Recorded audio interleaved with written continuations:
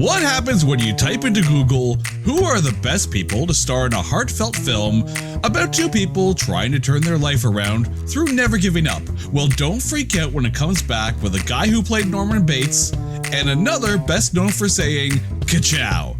That's because when it comes to the internship, it's not that bad.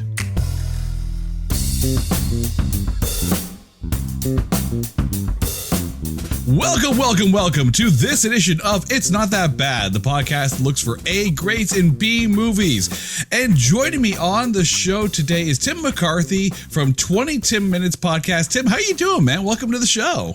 Dude, I can't thank you enough for having me on. I'm doing well. How are you, my man? I am stoked, A, to have you on the show because you're awesome, but B, because I was really intrigued when you pitched the idea of doing the movie today. Of course, we are talking about 2013's The Internship. Now, two things. Before we get started in here, can you tell the listeners a little bit about your podcast, 20 Timinutes?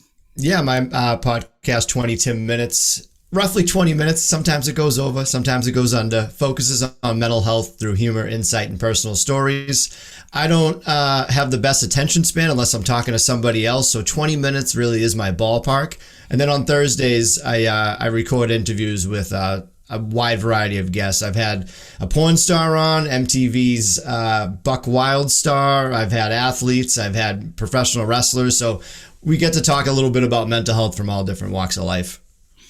Now, I have to ask, because I like to put it out there. It's like, for the guests, it's kind of like, what movies would you like to do? And you were like, what do you think about The Internship? So what is it to you that made you want to pitch this movie for the show?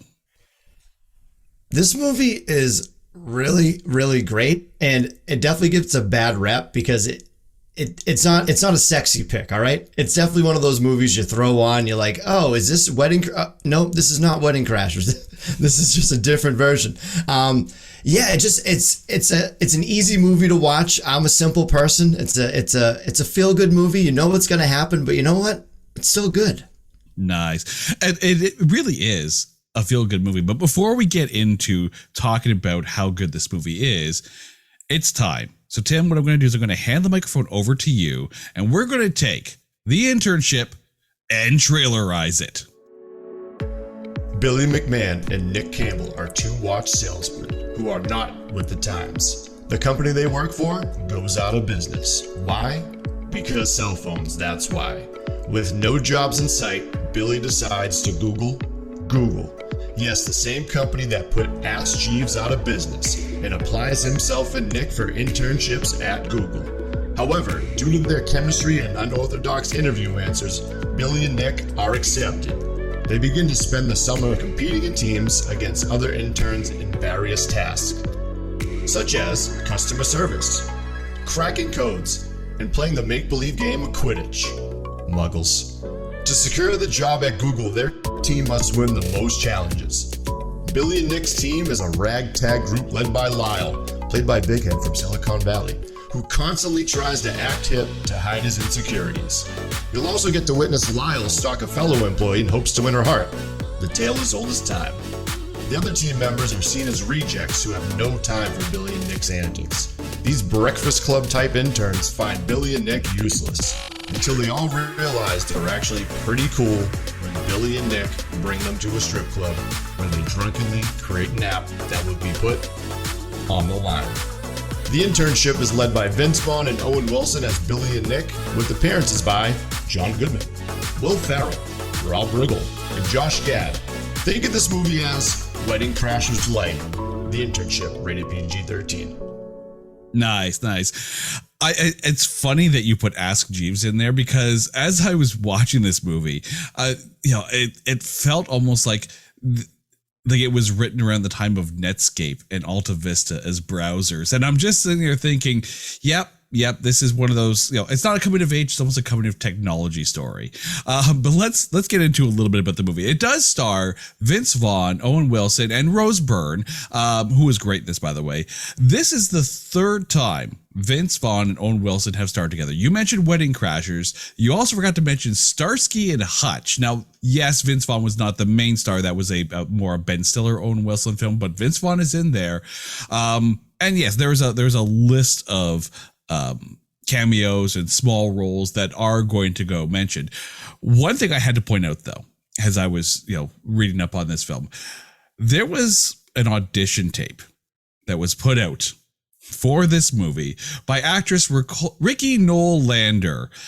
Now, if you don't know who Ricky Noel-Lander is, you're welcome, you don't know. But the fact that she at the time was dating Robert Kraft, the owner of the New England Patriots, and he helped her put together an audition tape for this film with her in a bikini for some reason, and it found its way out there on the Googs for people to check out. It's on the line. So I have to ask, have you seen this video yet? Being from Boston, yes, we saw that instantly and we were all confused like everybody else. It's actually pretty tough to find that because funny enough, that was my top movie fact that you brought up right away. And I started laughing the second you said that because I feel like people don't know that. And at the time, I didn't know they were practicing for that movie. At the time, they just said an Owen Wilson movie. But that is like the one cringiest video you will ever see if you ever stumble upon it. Did you find it? Oh, I found screen caps of it, but let's go into the Ricky Lander filmography here. You might remember her as Stunning Woman from the TV show The Class, Dream Girl from The Achievers, flight attendant from the movie Iron Man. I'm surprised. I think she has more roles here where it's her job as opposed to her actual character name. Waitress from A Green Story. It's just, and I feel bad because, whether or not she could, actually get a part in the movie, you have to think that audition tape probably didn't do her any favors. I think it did Robert Kraft more favors, in my opinion. I feel like they should have casted him in more roles because he had a bunch of just silly dialogue where like he pretended like to punch somebody. Again, that was fantastic. I'm gonna have to go back and watch Iron Man 1 to see if I can see her on the plane. No word yet on if she's joined the Tampa Bay Buccaneers or not. Sorry, had to get that out there. Hey, I'll take it. The movie was directed by Sean Levy. Now, the name sounds familiar. That's because most of you have probably seen Free Guy by now. Sean Levy is a phenomenal director, and he's got such a nice touch when it comes to the films. There's always that human element, which you don't normally would not normally expect from a Vince Vaughn and Owen Wilson film. And of course, the score was done by Christoph Beck, who also did Free Guy and WandaVision as well. So, there's that little connection there. As far as the box office goes, this had a $58 million budget with a $44.6 million domestic take, $93 million worldwide. When it came out, June 7th, 2013, it debuted fourth, so very respectable. And you could arguably say that it was the number one comedy that week because the top debuting feature, which debuted at number one that week, was The Purge. And then in between The Purge and The Internship, which was fourth, you had Fast and Furious 6 and Now You See Me. I think the top comedy at that point was The Hangover 3 was sitting at number 8. But it had already been out 3 weeks. So with a $17.325 million opening weekend going up against The Purge, and that's not far off 2 and 3. It did actually fairly well box office wise, so you can't really say it's a box office bomb. Yeah, I can get with that. I was actually very surprised when I looked up the box office numbers and I was like, oh wow, that didn't do too bad. But now that you say all those other movies, it's like a lot of people didn't have a lot of choices. Yeah, no. I mean, I will say that Iron Man 3 was in the top 10, not starring Nikki Lander as flight attendant. That was the first one. Sorry, Nikki Lander. She's in the universe, though. She made the Marvel universe. Let's hope she's not on the line and listening to this episode. So we mentioned that this is the third time that Owen Wilson and Vince Vaughn acted in a movie together. The first time, of course, was Starsky and Hutch, and that was sitting at a 62% tomato meter. Wedding Crashers, of course, it's a classic. It's sitting at 76% tomato meter. But this one, 35% tomato meter with a 51% audience score.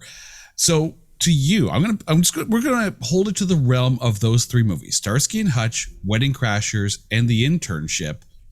Do we have the numbers right as far as the tomato meter goes on these three films?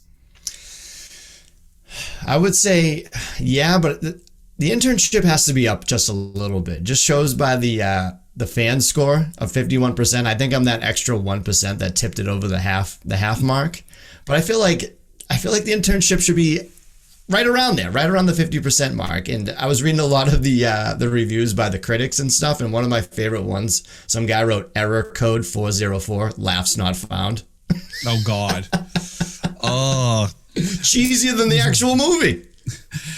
Well, there's gonna be a ton of Google references, I think, as we record this episode. Yep. So let's get to the breakdown here. And Tim, I want to put it to you first. Who on your list out of this movie counted as good acting? Good acting, I would say Josh Gad. Just because the way he was acting as just like a really weird character.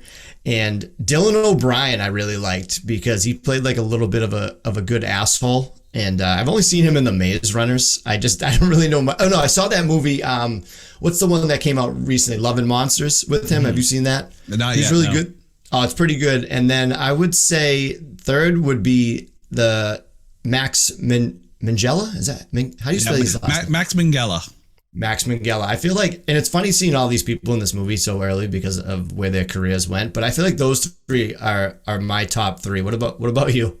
I actually had Dylan O'Brien and Max Minghella on my list because first things first, to dear listeners, if you haven't actually listened or watched this movie yet, do not, under any circumstances, go to Netflix and watch the one they put out recently, Attack of the Hollywood Cliches, because there's a lot of Hollywood cliches and tropes that are in this movie that aren't really, no one points them out to you unless they're pointed out to you.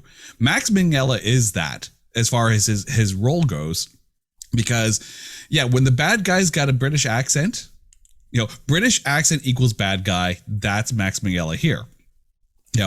You could point him out. You could see it coming a mile away. But I do agree with Dylan O'Brien. Like he played such a good, for lack of a better term, douche. It was, but you could see the character arc kind of grow, and it was a very natural character arc. Like I felt that it made sense for him to end up where he did with the group and with I'm sorry, I'm gonna probably butcher the pronunciation of her name here. Tia Sarkar, the girl, the Black Widow of the group, if you will, the Smurfette. Yeah. I am regretting that I watched Attack of the Hollywood Cliches because she is very much the Smurfette, which is, and it's true. It's so true. Like she's the Black Widow. She's the Smurfette of the group. But I mean, first of all, I loved her in The Good Place. She was phenomenal as Vicky in The Good Place, and she's great here as well. And I think the two, between her and Dylan O'Brien as Stuart kind of playing off each other, it really worked out very well as far as the group goes. I'm not gonna lie, I'm surprised at how much I enjoyed Vince Vaughn and Owen Wilson in this. Same. Absolutely the same. They were just perfect. Like they have good chemistry, as you can tell, and that's what attracted them in for people to watch the movie, obviously, Mm-hmm. I mean, like you take a look at the Wedding Crashers, and they were playing guys who, just clearly didn't have a plan in life. Starsky and Hutch, even though they weren't like the main duo there, it was very much in that, what you're going to get going into Starsky and Hutch. And I think part of the reason why the internship didn't do that well as far as Rotten Tomatoes went is that people probably went into this movie expecting Vince Vaughn and Owen Wilson raunchy style, Wedding Crashers 2 Electric Boogaloo, if you will. But instead you had guys who got let go from a job that they were, arguably the only thing they were good at. And then have to readjust to a world that moved on without them. And you really feel for these guys doing their best with as positive as attitude as they can, making their way through, like literally jumping into the pool, the deep end of the pool that's filled with lava, both feet, no protective gear whatsoever, no floaties. There's no floaties on them in this pool, and making the most of it. I agree. I feel like I've been there. I don't know about you. When you're in that age, you're like, what am I going to do? And you just start Googling random jobs. And he just went above and beyond. He's like, Google. He's like, what about this company, Google. So I definitely relate to them in the aspect of like having one job and trying to jump step to another one. So again, I'm with them. I'm about these characters. It is fascinating. And I'm glad you kind of put it that way, because I know me personally, if I lost my job, I don't know if I'd be qualified to do anything else other than what I do. And yeah, I would probably be sitting there, looking for a roadmap or a Google map, as the case may be, trying to find my way through, well, what the hell next? And there's a lot of good what the hell next in this. And nothing felt forced with the two of them. Nothing felt like, we're going to go to Google and then in 2 days we're going to learn how to code. Like, it was very real. Their portrayal of these two guys was very grounded in almost a reality. It was. And Vince Vaughn's character just showed him how he struggled a little bit more than Owen Wilson's character, Billy and Nick. And yeah, it did feel super realistic instead of them just jumping in. Obviously, there was some things that were tough to comprehend, of like him having his house foreclosed, them flying from Atlanta, which I believe they were in, to California. It's like, where was their money? Like, how did they manage their money? I did question that. I mean, halfway through, I'm like, okay, maybe it's a quote unquote paid internship where they kind of put them up in, on the Google campus. And that's why they're always taking the Google bikes and the Google buses. And, we should I'm going to make this a drinking game. Every time one of us says Google, take a shot. You will not make it to the end of the show. No, absolutely not. You'll be applying to Google by the end of this. There's a shot. But yeah, no, it's I didn't mind it feeling like, well, especially because like there's that whole scene where Vince Vaughn's at the cafe and he's losing his mind because all the food is free. And I'm just like, yeah, because when you're at that state of your life where you have no job, you're in an internship. Thankfully, they're putting you up in this internship and driving you around on the Google bus. Take a sip. You're going to rely on the unexpected benefits of this campus. And yeah, it made sense for him to be like, no, I'll take 7 bagels. No, 9 bagels. No, just give me all of the bagels. Like, that made sense. And he didn't play it stupidly. Neither of these guys played it dumb. They played, career salesmen. If this is a book, this is Death of a Watch Salesman, right? It's, they played their characters very well. And I was really surprised by how well those characters came across. Yeah, they didn't make them seem dumb, and their personalities and just the way they talked to other people, they were just so positive. Like in the scene when he's talking to the big guy there, the Mr. Chetty, and he's like, you're not going to do anything that I won't like you. He's like, I just love that about him. He's like, nothing will bring him down at all. My favorite thing about Vince Vaughn, I feel like everything he does is ad-lib for the most part. Like, it's very quick-witted. He talks very quickly. And I've been in that position where you go somewhere and stuff is free and you're like, oh, if it's free, give me 3. And you just keep going. So I related to him, and I feel like I related to them a lot. My funniest thing that I realized and I read about was the food that he was eating through the movie was the same food he brought up in that scene where he's asking him questions like the do's and don'ts of working with Google, like the sushi, the chips, the salsa, the pizza, the ice cream. He's going through the movie eating all that stuff. Mm-hmm. Oh, he was still eating that pudding cup, I think, like halfway through. Yeah. Which I'm pretty sure that pudding would have turned by that point. But we'll go with that. You mentioned some of the cameos, or not cameos, but smaller roles, that more comedic bit roles. And like 4 of them really stand out. Of course, there's Will Ferrell as the mattress store owner, John Goodman as their boss at the watch shop, Josh Gad, of course, as quote unquote headphones guy, and Rob Riggle. I think of those 4 for me. I mean, first of all, I love John Goodman. I think he is, so good at what he does and bringing so much life to those roles. And I think he was the perfect guy to be the boss of that company that was going under. And Josh Gad, really stood out for me as, a very Josh Gad type role, but played so perfectly. And again, didn't go down that overacting role. I mean, kudos to Sean Levy, because we're talking like some major comedic actors where it could go off the rails, right? You could just have these guys, completely and utterly riffing on each other with comedy ad libs, as I'm sure all of them are prone to do. But, they were kept in check and they were kept kind of on the path that they need to be on. And I think Gad and Goodman really stood it. Riggle started to go down that, okay, it's, let's go with that raunchy Wedding Crashers type vibe. Gad and Goodman to me were the two best of those four. I agree for sure. It was definitely surprising to see John Goodman in that role. Holy crap. But he was like perfect in that way. He wasn't even credited in the movie. I noticed that too. But I agree with you with the Rob Riggle because it definitely had that old school feel when he was like talking to Will Ferrell in The Office. And also don't forget about Eric Andre was in it. I'm a huge Eric Andre fan, and he just had a quick role, but I love seeing him. I will say, like, I seeing Eric Andre there. I haven't watched his show yet. I have not watched the Eric Andre show on Adult Swim, but my first, scene of him was in Don't Trust the Bee in Apartment 23. He was phenomenal in that role. I think that sitcom is highly underrated. I think it's one of those things where, I wish there was more than 2 seasons of that series.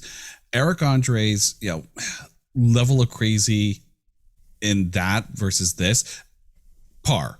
It is very much like, if you watched him in Don't Trust the Bee in Apartment 23, you're going to like him in The Internship. If you like him in The Internship, go watch Don't Trust the Bee in Apartment 23. I know the Adult Swim show is probably a lot crazier than that, but it's on Adult Swim. It's supposed to be. Yeah, no, it was really cool to see him in there. But I think all in all, and I thought Rose Byrne was actually quite good too. But I think one of the things with this, and maybe you'll agree or not, but Rose Byrne and Rachel McAdams have a very similar look to them.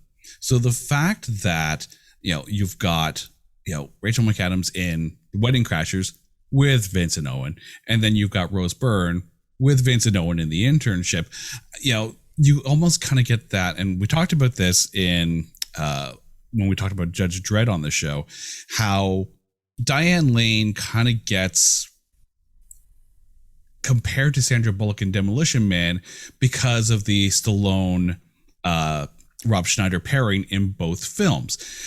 So is it unfair to compare Rose Byrne to Rachel McAdams because of Wedding Crashers? Does she hold her own here? That's a great question. I didn't think of that. I want to say she holds her own because she sticks out a little bit. I don't want to say it's just her accent, but they definitely are in the same ballpark look-wise. I don't know if that was like a second guess when they casted her. Like, do you think they cast people based on something like that? They're like, okay, Wedding Crashers was so good. Let's use that same formula and try to find someone that fits that role.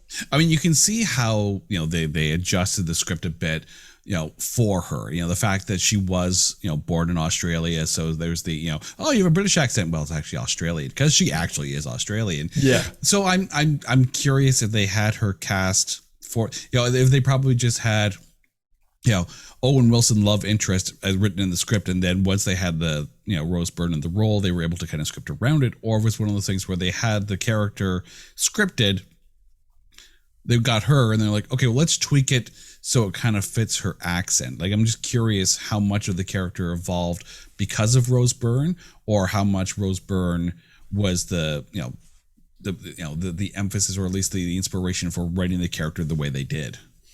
Now, I just thought of this, what you said earlier about Max, British accent, bad guy. So maybe they had to even it out. British woman, good girl, that bad girl that turned good. Owen Wilson won her heart. Quite possibly. I mean, I do have to laugh at the fact that, they made that whole Professor X thing in Stanford, and she's in, the X-Men First Class, as Moira McTaggart, so, hey, great little nod. And I'm sure the Professor X joke was always in there, just kind of, almost amplified it because it was Rose Byrne. And I'm always curious to know how much, the character changes the script. I mean, Vince Vaughn is going to sound like Vince Vaughn because Vince Vaughn also wrote it, so, if you're writing yourself apart, the player or the character that you're playing is going to sound like you. Owen Wilson sounds like Owen Wilson because Vince knows how to write them. So I'm just curious how much Vince knew about who was going to be in these roles, and how much of them were just archetypes that we just like, okay, you're young, you can act, and you got a British accent, you're the bad guy. Yeah, it seemed like a bunch of friends that you just like pointed at them and just gave them roles. I feel like it was probably an easy transition for a lot of people where he picked them. I would love to see like the backups or the other people that tested for that movie or acted to see what roles they would have been in. But everyone was just so natural, I felt like. I think they probably had a lot of fun on that set, I want to say. It did feel like there were scenes where they were kind of allowed to, kind of, like you say, improv in the moment, is to make it seem a bit more realistic. But since we're talking script, I need to point this out, because Vince Vaughn did write it. It very much felt like a script written by someone who maybe felt like they were behind the technology and all these kids kind of had everything good for them, and how the old way still have a way in kind of things. It felt like an old guy writing a script about new technology. Is that fair, knowing that Vince Vaughn is one of the main guys, with a pen on this? How old were they supposed to be in this movie, you think? Because at the time they were both 45 and 43, Owen Wilson and Vince Vaughn. I wouldn't be surprised if they're supposed to be, that early 40s age. Okay, that's what I was hoping for, because if they were trying to portray them as like mid-30s, I'm like, I'm mid-30s and I like no technology, so I'm like, it's kind of funny to see them as like 40-year-olds to try to go back, because at the time it was the iPhone 5. So I feel like that was like kind of like a transitional period for a lot of people that age, because the iPhone 5, I feel like my mother was trying to get it and it was just like difficult for her. So it definitely shows like the technology problems that people had.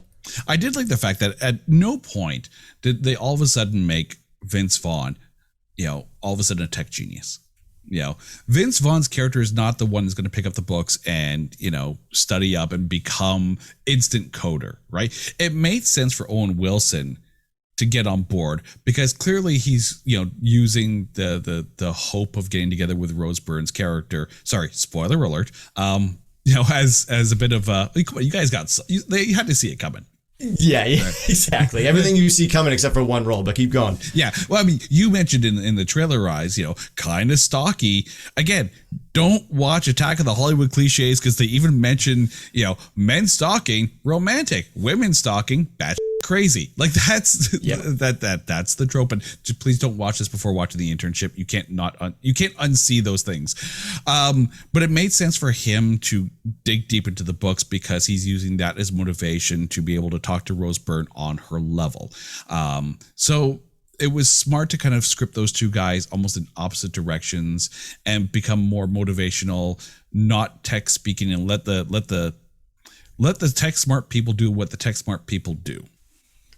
Vince Vaughn, I like seeing him do that, because I related to him so much with the comedic aspect of like going through that, and then the customer service. Like he was so ready for that customer service challenge, because that's his thing, and he's failed so many times. Again, Max like put him down. He was in his head. He played mind games, and then that scene like defeated me. I was like so sad when he did all that great work with that customer service job, and then at the end they had to upload the files so they could be reviewed, and he just didn't set it up, and I was crushed. It's funny. I'll admit, I'm pretty sure I watched the uncensored version of this. Like the longer 2-hour plus version of this, where apparently they put a lot more of the raunch in there. But even to that point, there's so much positivity in this. Again, you go to see a Vince Vaughn and Owen Wilson film, you pretty much have a good idea of what you're getting. So for you, when you jumped into this for the first time, now I'm curious, were you expecting, for like not raunch comedy, because I wouldn't necessarily classify Vince Vaughn as raunch comedy, but at least raunchier than what The Internship kind of portrayed? I think going into it, I remember being like, this is definitely not going to be as aggressive as a Wedding Crashers, just for the sake of Google putting their name on it. I was surprised about a lot of the stuff in it, like when they went to the strip club, and I think in the uncensored version, they show like nudity in it. Mm-hmm. So I definitely was more surprised. My expectations were so low going into it, because I'm like, you know what? I like Vince Vaughn. I like Owen Wilson. Like, I'll throw this on. I'm like, I'm laying on the couch. I got nothing to do. But yeah, I was definitely pleasantly surprised about what they were putting in there, especially with Google's name on it. Well, I mean, in reading this, and realizing that Google really only think had a say on how their products were portrayed, which makes sense, right? I mean, the whole idea of like the self-driving car, when they first get to the Google complex, apparently it was originally written that self-driving car was going to crash, because there's no one driving it, but it hadn't even been released at that point. So I'm like, I'm okay with Google saying, let's not crash the self-driving car if we actually want to be able to launch a self-driving car somewhere down the road.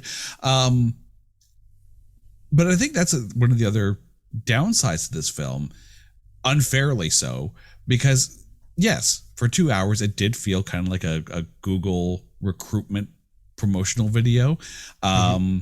Even though it's got Vince Vaughn and Owen Wilson in it. And people have come out and said, like, yeah, no, the internship process is not like that. It's not the Google Hunger Games, but still it's a surprisingly positive film set in, it's going to have Google all over the place. How do you think the movie would have done if they didn't do like a Google name, like they just made up their own little company? Like, you think it'd be as good? I think the box office numbers would be way lower. Quite possibly. I mean, it'd be one of those things where, and I'm going to flash back to Coming to America, right? And the main restaurant chain that they're working at is McDonald's, and it becomes a bit of a a wink and a nod, and then of course like there's the payoff near the end where like the dad is reading through the McDonald's operations manual, and it's like, okay, yeah, you understand, you get it, right? So I'd be curious if it was something like Google but not quite Google, and then with a wink and a nod, but it did actually set, because I mean, we all hear about how cool working at Google is, because the campus is like a tech genius playground, and that really came across in this. That wonder of being in this environment of innovation and education really came through.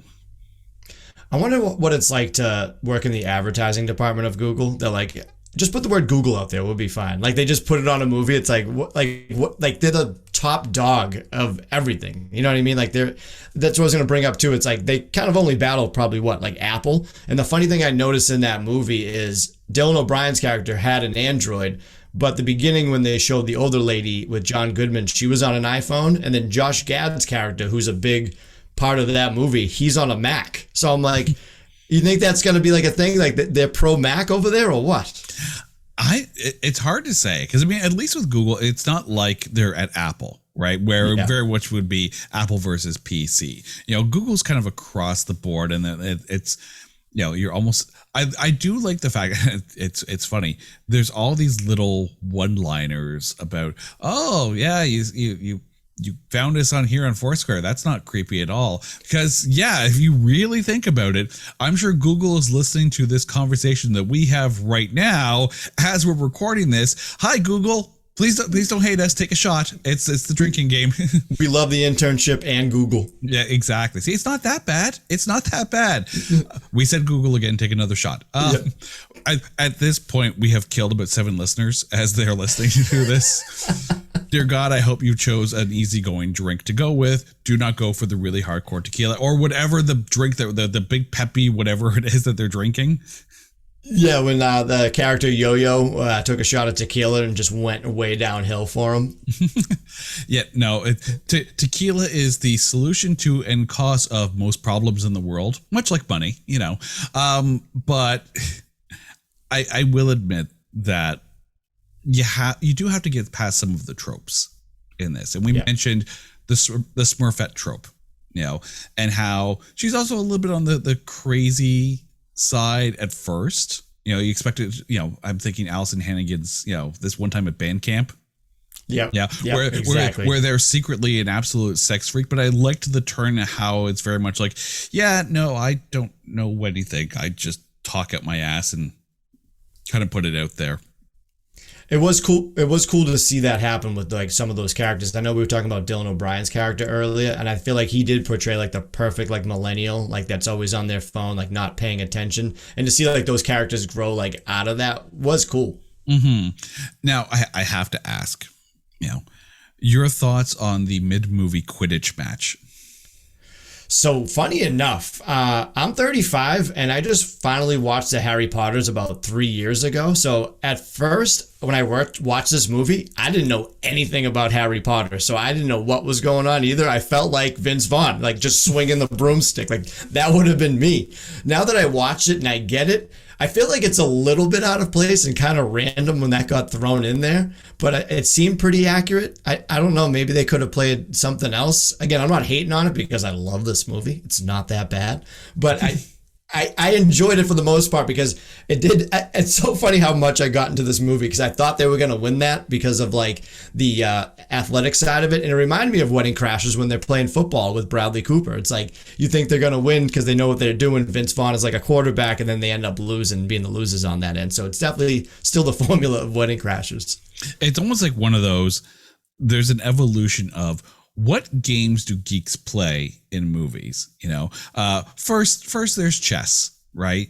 You know, all evil masterminds and geeks are going to play chess, right? And then comes along Star Wars. Then all of a sudden, well, maybe now they're going to play, you know, the hollow chess there, whatever they were playing in the Millennium Falcon, or they figured out how to play Sabacc, which is the card game that Han Solo, you know, beat Lando Calrissian in to get the Millennium Falcon. And I just realized how much of a geek I said, just, you know, saying that. fully own that ish. Hell yeah, baby. It, hell yeah. right. So, you know, now that, you know, in the post Harry Potter world, you know, it's they're either playing wizard's chess or they're playing Quidditch, and Quidditch, I guess, makes sense as far as you know, the geek aspect of it, which I found kind of fun. It did feel like a fun kind of bonding moment, although you know, you have to kind of take out the whole dodgeball references when you see the balls that they're actually playing with and go, Vince.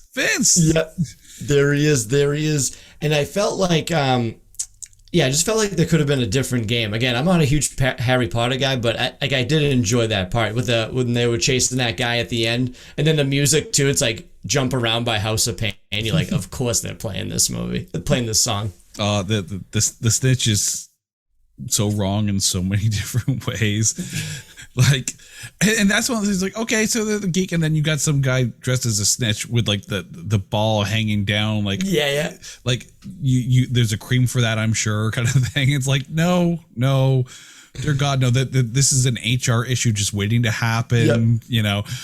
But it was still fun. It was still fun. Would have been funner if Vince Vaughn had worn an Average Joe's t-shirt, but you know, we'll take what we can get. Or gave like a little bit of a wink towards it. That would have been great. I feel like too, it's like more people played that realistically, like with the broom between their legs. Like after that, did you sense that? 'Cause I feel like after I watched that, I noticed that like people would have those like group games, like how they play dodgeball or they play kickball. Like they would meet up and play like Quidditch. I think there is a sense where, you know, a completely unrealistic sport is created in a movie, and then somehow, some way, somewhere, someone's going to create a league around it. Like, I'm pretty sure there's a basketball league. I'm pretty sure there is a Quidditch league. I'm pretty sure, you know, there are leagues out there. Any wrong sport in a movie, I'm sure, has spawn some kind of small group to create a league around it. I don't know how long they last, but I'm now curious to see if there is a Quidditch league out there. Has to be. I would be 100% down for a basketball league. You wouldn't be alone. I could have sworn I remember reading about like a basketball league out there somewhere. Not obviously a big one, but if there's ever if they ever do the ESPN Ocho, you have to think basketball and Quidditch are going to be on that channel again. 100%. I 100% agree with you. That movie's great too. That's a great movie. They have actually done ESPN Ocho programming, and it's, you know, you had, what was it? There was dog spritz or something like that. No, what was it? There was something like, what are the, not sausage, I guess they are kind of sausage dogs, right? And like them running on the racetrack, like on the horse tracks kind of thing. So there was that. There was pogo championships where they have to pogo around like a skate park. Like when ESPN does their Day of Ocho programming, it's fascinating to watch, and you have to sit there and go, my dear God, people actually call themselves professional in this. but yet there are still like there's a lot of athleticism to it. I'm sure somewhere down the road, ESPN's Ocho Day of Programming will involve a Quidditch match at some point, and I'm kind of here for it. Yeah, no, and I would watch that in a professional setting, see how it would turn out. Yeah, so long as Nikki Lander is not the snitch. I'm sure there's an audition video for that. I'm sorry, that's the third time I've made that joke. I'm sorry. I don't know what's gonna be worse, the Google jokes or the Nikki Lander jokes, but it's out there and terribly sorry. Not sorry, but sorry. Let's talk about Sean Levy though, because you think about Free Guy, and I think Free Guy personally might be the best movie to come out or be released in 2021. And I know people are going to be like, well, Spider-Man hasn't come out yet and the Eternals haven't come out. But there was something about Free Guy. And again, that's another one of those movies where it could have been just a bunch of Fortnite jokes and Ryan Reynolds just riffing through the entire hour and a half or whatever. But it's a surprisingly heartfelt story, a very Truman Show-esque story. And when you realize that Sean Levy is also the guy that directed this movie and how surprisingly heartwarming it is, I wonder if Free Guy would be as good as it is. Because personally, I love the movie. I wonder if it's as good as it is if Sean Levy isn't the director. I still have to watch it. I'm going to definitely get back to you on that. But you recommend that? Oh, absolutely. And I mean, first of all, it's Ryan Reynolds. You cannot go wrong with Ryan Reynolds. Also, I'm Canadian. And I'm, contractually obligated to say all good things about Ryan Reynolds. So, what about Green Lantern? It had Ryan Reynolds in it, so that was okay. I went opening night for that movie. I have a Green Lantern tattoo on my back, and the disappointment I had walking out of that theater, I was like, God damn it. I mean, yes, there's so much we could say about it, and we're not going to. But no, please. Although I'm sure somehow, somewhere, some way, Green Lantern is going to end up as a movie on this show, and yep. I dread that day. I dread that day. But let's take a quick look at Sean Levy's filmography as far as the director goes. You've got movies like Cheaper by the Dozen. You've got Night at the Museum. And the sequel, Night at the Museum, Secret of the Tomb. You have, a bunch of episodes of Stranger Things. You've got an episode of Unbreakable Kimmy Schmidt. So you have these movies where, there's a lot of heart behind the actual characters and a lot that's kind of portrayed out of that. So it just makes me, yes, he did Real Seal as well. So, admittedly, I haven't actually watched that all the way through. Rock'em Sock'em Robots is not necessarily my thing when it comes to that, but now knowing that Sean Levy's the director of that, now I'm curious to go watch that and see if it too actually comes across with a lot more heart than than the Rock'em Sock'em Robots feel the trailer puts out. My favorite thing when I looked him up, and also I don't know if you know this, he's the guy in the Nap Pod in the Internship. But I looked and saw that he did the Secret World of Alex Mack. As a 90s kid, that was my jam. I forget the girl's name. She was in 10 Things I Hate About You. She was the younger sister. She was the main character in that. And then he did Animorphs, which I feel like no one knows what the Animorphs are. And he did a TV show on that. But that was a book about like people that just change into an animal. So seeing those and then like Stranger Things, I'm like, yeah, this guy's legit. and that's the thing too. Like, I don't know if people just realize just how much a director can change. The tone of it. Like, again, Free Guy could have gone the way of most video game based movies. Looking at you, Yui Bowl, with all the the attempt at movies like the Blood Rain series that tried to put out. And, video games and movies don't necessarily have a good track record. Looking at you, Warcraft, but That's I totally agree. It's I think the same. What do you think about like the Resident Evils? The thing with the Resident Evils, though, Mila Jovovich drives the bus on that, so to 100%. The point of I don't know what a Resident Evil really would be like without her. I mean, the animated ones aside, because I know there are Resident Evil animated movies, and I've seen, I think it was Damnation or it was Regeneration.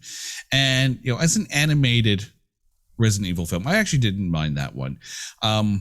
Mila Jovovich really brought Resident Evil to the masses, and a lot of that is just how good she is, you know, so long as you overlook Ultraviolet. But, you know, it's one of those things where, you know, she built that franchise. She absolutely built that franchise just as much as Kate Beckinsale built the Underworld franchise, even though there's one movie with Rona Mitra in that, you know, in the main role as opposed to Kate Beckinsale in it. But I don't think those movies really base themselves on who's sitting in the director's chair. Okay. Seeing Sean Levy's, you know, filmography as far as what he has directed, it makes sense that if you're going for something with a bit more, you know, a bit more niceness to it, or a bit more optimism. I think that's the big thing. This movie's optimistic. It's optimistic that kids are going to get their noses out of their phone and apply themselves to doing what they need to do. You know, older guys down on their luck and can turn things around and find something down the road for them if and when things go to shit. Google's not a creepy place. You know, there is a look towards the future here. Apparently, if you want optimism, you go to Sean Levy. Yeah, totally. Just by his track record, and that pointing it out, I can't wait to watch that movie. New Guy. The Free Guy, yeah. New Guy. What's New Guy with that is a movie though. I'm sure it is, which it probably is not directed by Sean Levy, so it's not as good. But one of the other things too I found about Free Guy, and this movie as well, is that there's points in the movie where the score is sweeping and kind of, you know, uplifts everything. You know, Christoph Beck as a score composer is phenomenal. First of all, I thought WandaVision, the music really has to play up because of the different styles, and he did wonderful in that. Free Guy, Molotov Girls Theme, I had that stuck in my head for like a day or two after watching the movie, and this one as well. Again, positive, uplifting, sweeping music, and even like the songs that they put in were fairly well. Like I felt on a music point, this really hit a lot of, you know, good check marks. I agree. The Alanis Morissette ironic. You can't. They get psyched mix. I was all about it. Then like House of Pain, that song will be Jump Around will be played in the year 3000. I feel like. And then they had like the song Wale with Lady Gaga that I really like. It was definitely a different variety of songs, like a mixtape, and they were definitely all uplifting. I don't remember like one like ominous like Black Cloud song in that whole movie. I will say that it is a little bit ironic, don't you think, that the song Ironic is on a Psych Up mix. And I say this, you know, being born in the same city as Alanis Morissette. So, I mean, it's an okay song.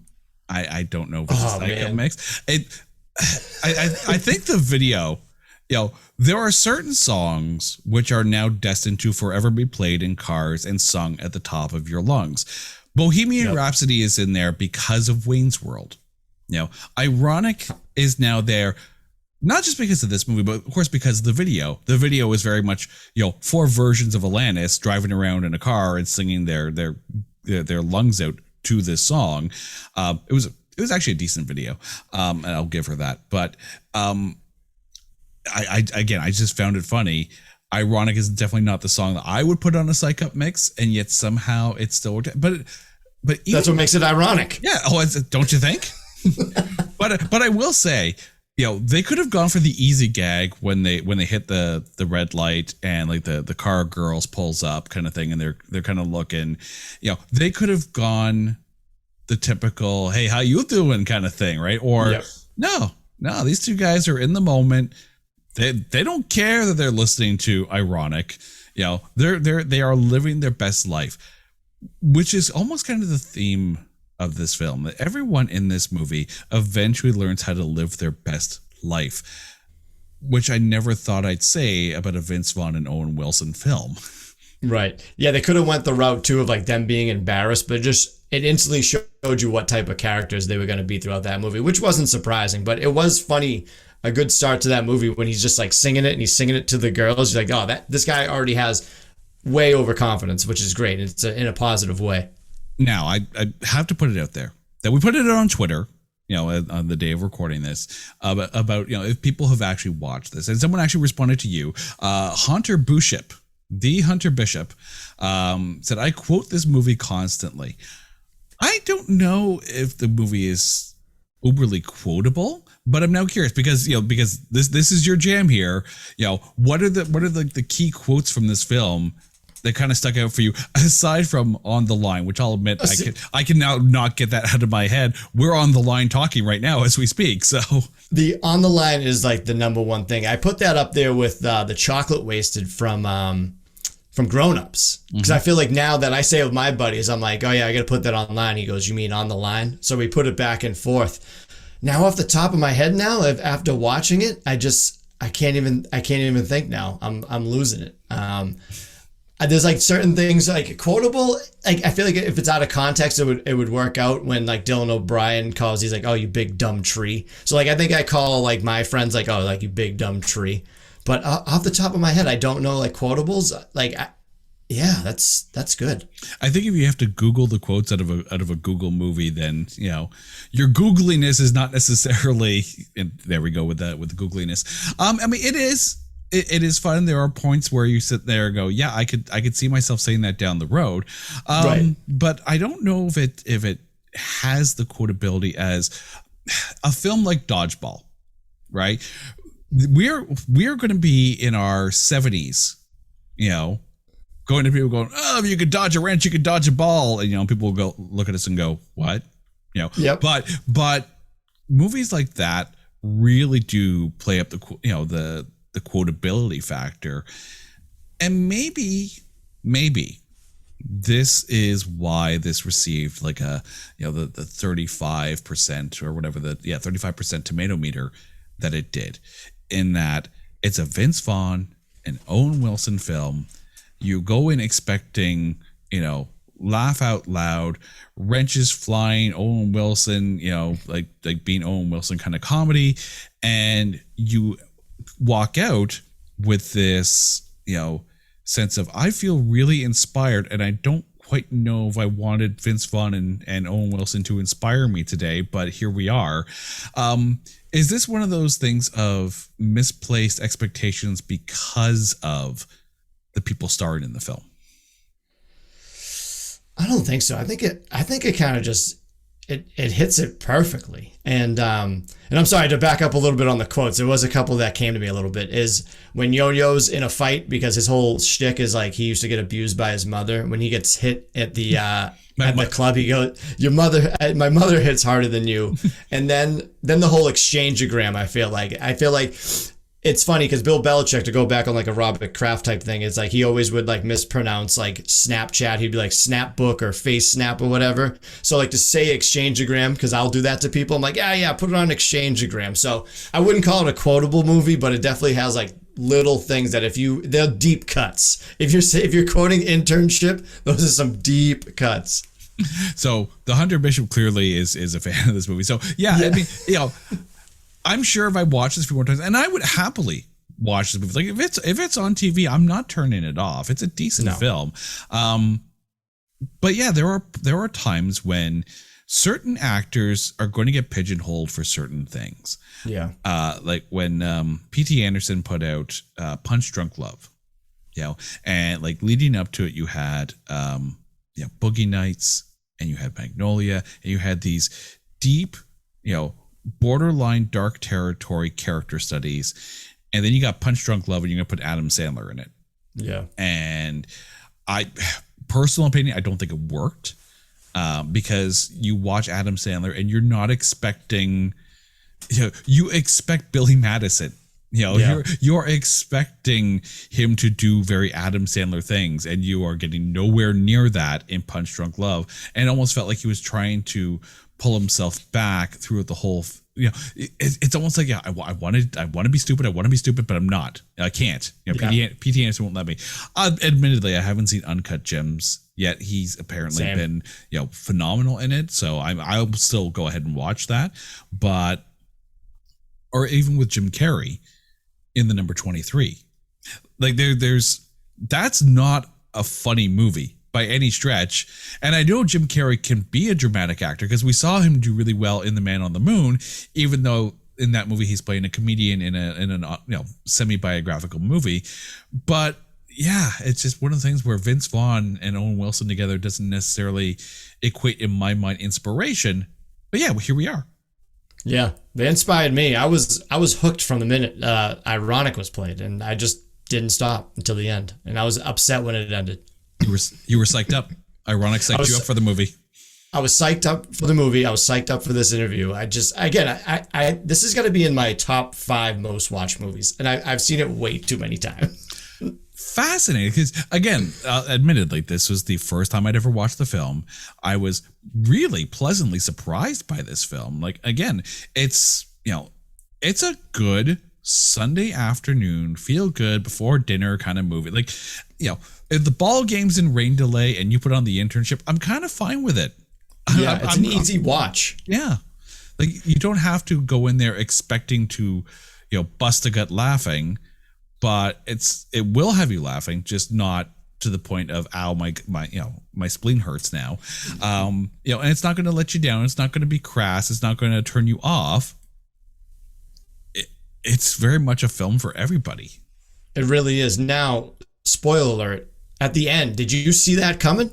Because I didn't. I was bamboozled. I don't know. I think at this point, like, I mean, yes, they were going to win the championship. Yes, they were going to somehow, I mean, admittedly, you know how, like, when a scene sets up, like, you figure, oh, okay, this is how they're going to, get this contract and then get their jobs, kind of thing. And when they introduced Rob Riggle's character with the scooters and all that, I'm like, oh, I get it. They're going to put Google in the scooters, and that's going to make, it's going to, help everybody. And John Goodman's going to do well, and Rob Riggle's going to do well, not just with the scooters, but with the ladies, and they're going to win the internship. And it didn't. They just stayed with a very realistic, really good pizza place that wants to kind of branch out a little bit. And that made sense. It made absolute sense. I think I agree with all that. I think my big thing I was surprised with was the whole Josh Gad thing at the end. I didn't see that coming with headphones, that he was like a big time employee. Like, I was surprised by that. And another thing that kind of threw me off was the whole voting for them to get in. Because at the end, Mr. Chetty said he was the deciding vote. But the way the meeting went, there was 5 people in there, and he was already moving on before Lyle's character said something. So I'm like, I don't know if that's accurate, that he was the deciding factor or not, but what do I know? Maybe Lyle is the motivating factor that everybody needs. Everyone needs to be on Team Lyle. Yep. But the thing with the Josh Gad reveal at the end too, and strangely enough, I'm going to draw the weirdest comparison here. Bring it. It reminded me of the first Saw film. I love it. Where, like, Carrie Elways and the guy that he's stuck with, like, Carrie Elways does the full overacting. I'm going to cut my whatever he had to cut off to get out of the room and all that. And then, like, the dead body that they've been in the room all of a sudden sits up Undertaker styles to get to, I don't know. It's like, that was the first Saw is the only Saw movie to see. That's all you need to see. And admittedly, that reveal at the end of Saw, Saw almost was horrible based on Carrie Elways' overacting when he's, I can't remember if it was his ankle or his hand that he had to cut off in order to get out of the room. It was one of the two. It was his ankle. Yeah. So, but it was so over the top. It was so, Paul Rubens in Buffy the Vampire Slayer, like dying over and over and over again over the top. And I'm like, this is how you're going to end. Oh no, this is how you're going to end it. Okay, that's cool. Right. And didn't he kind of look like Will Ferrell a little bit during that scene? Like Will Ferrell could have spoofed that scene. I'm sure Will Ferrell could.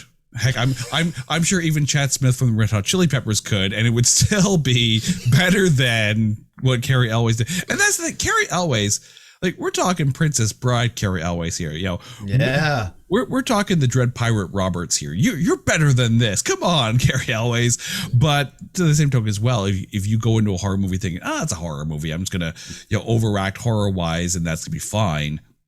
But that reveal at the end saved the end of that film. I think Josh Gad's reveal, not necessarily expected, but not out of character. Not completely out of the realm of possibility. I could totally see that. And I love the little throw. It's like, oh, and you also don't have a British accent either. Like, oh, you Googled that, didn't you? I love the aspect of it because he had so much anxiety. He's like, "You're a real dick for this too, by the way. I just said a bunch of words in front of a bunch of people." And I was like, "Yep, I've been there." And that's the funny thing. It's not like his character all of a sudden stood up and was like the boss of everything. He's still that, introverted, he's important and, he's clearly overseeing everything, but it's not in his character to necessarily stand up. But in this case, he's standing up because of, the people that he's defending. That part makes sense. And the awkwardness of him doing that and him revealing that, it's pissing me off that you're making me do this. That really played into, the better part of the reveal. Like, I'm surprised at how good this script really is on these different levels. Yeah, no, I really enjoyed that end. And I agree with you. It's like, he wasn't like the main boss of Google. He was just like a guy that was like overseeing everything, which I really liked. Yeah, I was a big fan of that reveal at the end. I'm just curious how many times it took him to say googliness.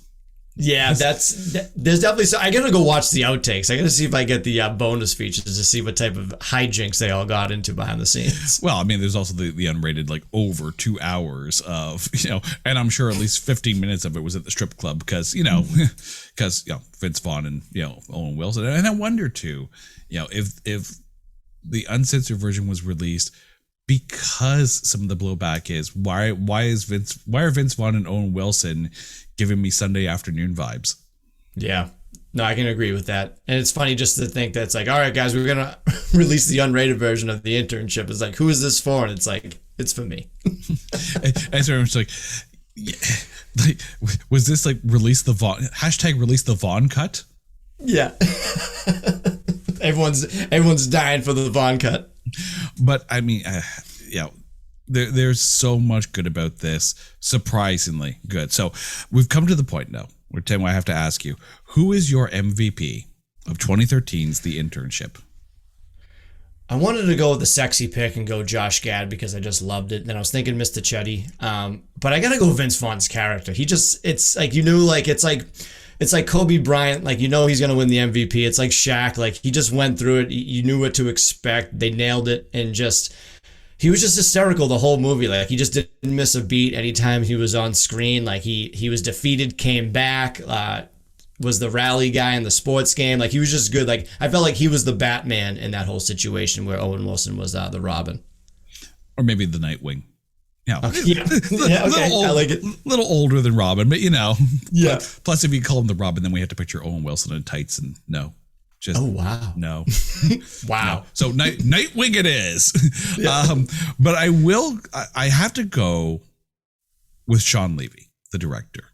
Ooh. Because this film had the potential to end up as, an hour and a half of Google jokes. Yeah. Right. And in the end, you come out of it feeling better. You come out of it feeling optimistic. You come out of it, rooting for Vince Vaughn and Owen Wilson and the entire team. Everyone in that team comes across so much better. And I think you have to give a lot of that too, based on everything else that he's done. Clearly there's, there's an MO to his directing, and he's going to put out movies that make you feel good. So Sean Levy, director of The Internship, is my MVP of this film. Again, highly recommend you go watch Free Guy. And now knowing that he's in the director's chair for Real Steel, I'm actually almost looking forward to that, because I'm curious now because he's the one calling the shots. I wonder if this is more than just Rock'em Sock'em Robots with Wolverine and a remote control. Yeah. So I love that. Now, that was the question I was going to ask you, because you're definitely more well-versed. Sean Levy, not related to the other Levys, correct? To my knowledge, no. Now, that being said, he is Montreal born. So yes, yay Canada. But no, to my knowledge, he is not related to Eugene Levy. Okay. I was really worried about that. I feel like, well, that's the case. Maybe their ancestry genealogy connects before everyone else's then. Now, I will say, as I'm now looking this up as we talk, no, he is not. He is not related to Eugene Levy. But yay Canada. We apparently make some good Levies up here, so that's totally fine. Tim, thank you so much for this. Where can we find you, and where can we hear your podcast? Yeah, it's easy enough. My name is 20 Tim Minutes. That's going to be the numerical 20 followed by my name, TIM, but not a second M. So TIMINUTES, 20 Tim Minutes. Go to 20timminutes.com. You can search that name on Google, and you'll find me very instantly on all social media platforms. But yeah, come by, say hi. I talk mental health with the comedic aspect to it, which is very strange. But definitely come by, check it out if you got 20 minutes to spare, and go watch The Internship. You had to say Google one more time, get one more shot in for the show. Yep. Right now, people are about 3 bottles of Big Peppy, whatever it was that they were drinking. Yeah, I looked that up. I didn't know what that was. It was I forget the name now. That's God damn it. I'm a fraud with this movie. Oh, the Pappy Van Winkle. The Pappy Van Winkle, that's what it was. Yes. Like if you are drinking Pappy Van Winkle every time we say Google, I'm sorry. We will attend your funeral. But $3,000 that bottle cost. I looked it up. It was like $3,000. $3,000. That's what I was looking up, because first I thought it was food. I didn't know like what it was, so I had to Google. I had to Google it. Yeah, the Pappy Van Winkle. Like I just didn't. I thought it was like a charcuterie board. Like I didn't know what it was gonna be. But yeah, I looked it up. Oh no, not $3,000. No, yeah, there's a Pappy Van Winkle 15-year bourbon, $2,800. I'm not going to lie. Pappy Van Winkle sounds like something you pay someone to do to you in Vegas and then never talk about again afterwards. But the price is about the same, I guess. I don't know. But if you're drinking Pappy Van Winkle for every time we say Google, I hope it's been a nice life. You will be missed in future episodes. But to the listeners, thank you so much for tuning in to this Google of an episode of It's Not That Bad. Now, here's the deal. If you want to get involved, if you think there's a movie that is unfairly maligned, or a movie that you think is so bad that there's no way in hell that we can find, or at least Google something nice to say about it, then hit me up on Twitter at NotThatBadcast. Let me know the movie. We'll watch it. We'll dissect it. We're probably going to regret ourselves afterwards, but we're going to do it anyways, because we are here to prove that there are A grades and B movies. Thank you for listening to this episode of It's Not That Bad. Until next time, Google away. Take care.